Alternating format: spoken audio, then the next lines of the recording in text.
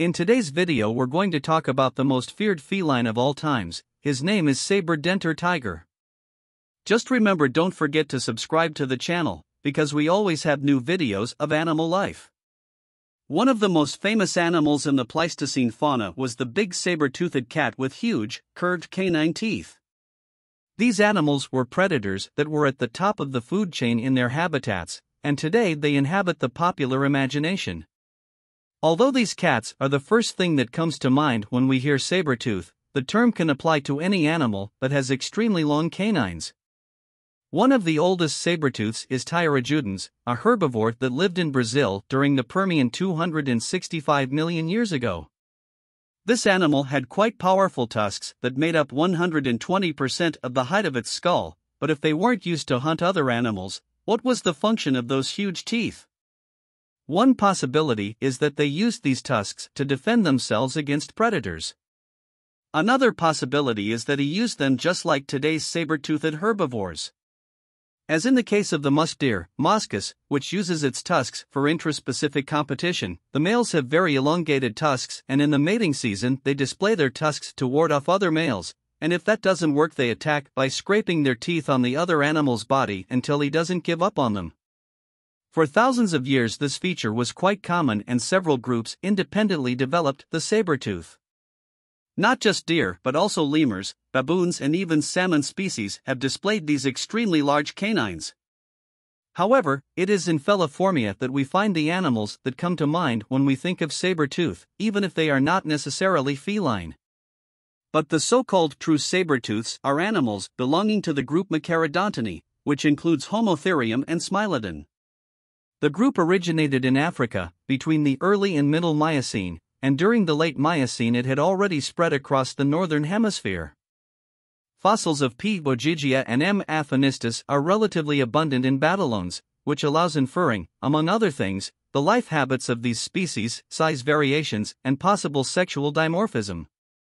Interesting is the large number of M. aphanistus found with broken sabers, indicating that the species used its canines to subdue prey, similar to modern cats. The large number of fossils also allows observing that the two species showed sexual dimorphism, with M. aphanistus being more dimorphic. Most fossils of these cats belong to young males who would have left their mothers or family groups. Specimens of P. ogygiae are more common, which may be related to the higher tolerance level of males and the relative abundance of the species. Another interesting thing about saber-tooths is their way of life. The vast majority of felines that we know are solitary hunters, with the exception of lions. Many saber-tooths may have benefited from group behavior, but the variety of species and groups that independently developed this trait means that their lifestyles were just as diverse. It is likely that smaller cat species and those that lived in dense forested habitats were solitary hunters, as were most of their closest living relatives.